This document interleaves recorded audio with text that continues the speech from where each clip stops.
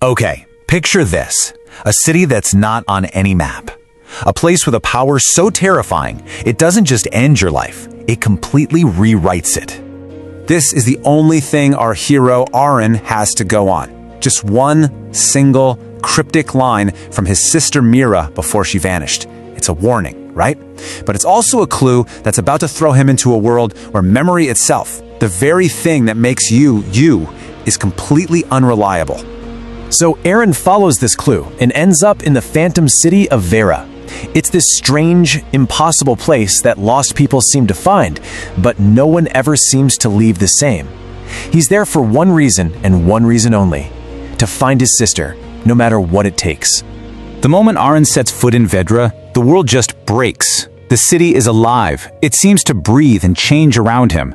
You can't trust landmarks when the street you were just on might not be there when you turn back. And it gets weirder.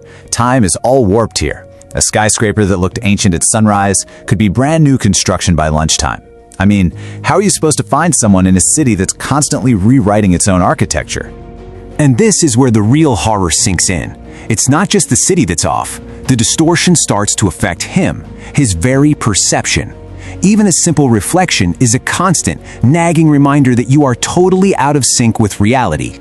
Almost immediately, Aaron is met by this local guy, Kale, who acts like they're old friends even though they've never met.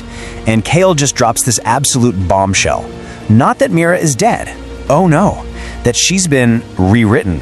What does that even mean? So here's the deal. Vera doesn't kill people. It does something that's maybe worse. It performs this kind of existential surgery. It corrects you. It strips away your life, your memories, your entire personality, and just plugs in a new, approved version. Kale explains the whole twisted philosophy. See, death is messy. Vera is all about order. So it corrects people to fit whatever grand plan it has. Your identity, your whole life, is just another piece of code to be edited. So where is this all happening? Well, following some hushed whispers, Aaron is led to this massive tower at the very center of the city. It's called the Archive, and it's the engine room for all these rewrites. Inside, he finds what looks like a library. But it's not a library of stories, it's a library of souls. Every single person in Vera has a book here. Their entire life. Memories, relationships, everything. All neatly cataloged. And, more importantly, ready to be edited. Aaron is desperately searching, and then he finds it, Mira's book. He opens it, starts reading, and his blood just turns to ice. The life described on these pages, it's a complete fabrication. A perfect, detailed life where he, her own brother, was never even born. The difference is just soul-crushing. On one hand, you have the real Mira, the one he remembers, full of life, inside jokes, his sister. On the other, you have this corrected version Vera made, and then he sees her in person. The rewritten Mira looks right at him, not with love or recognition, but with the cold, detached look of a system admin who just found a glitch. Her words don't just deny their shared past, they basically tell him his entire reason for being there is an error. And right here, the whole story just flips on its head. Aaron came to Vera to save his sister, but what she just said forces him to consider something so much more terrifying. Seriously?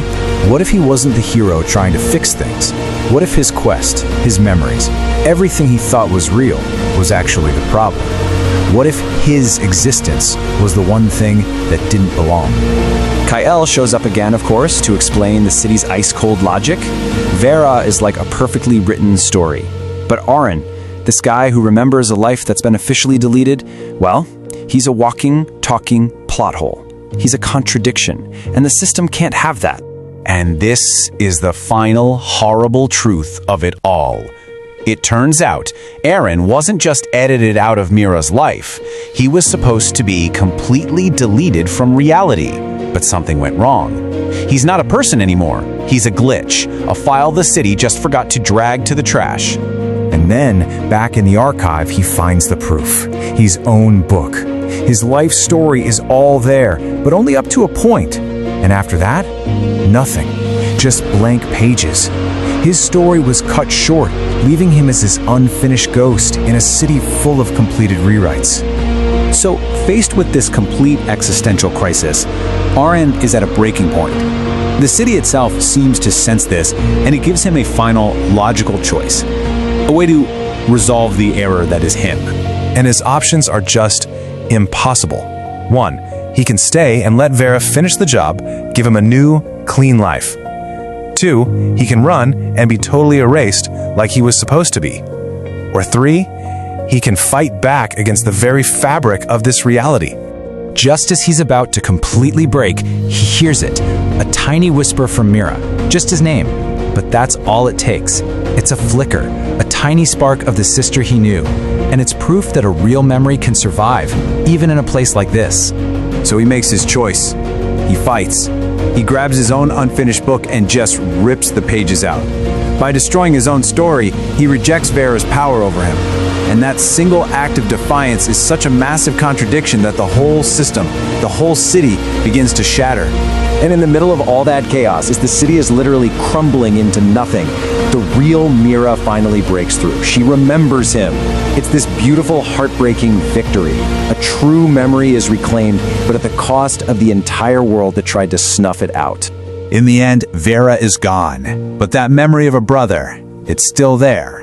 Inside a girl who technically has no reason to have it. Which leaves us with this one last thought. What really defines who we are? The story that's written for us, or the one we refuse to let go of?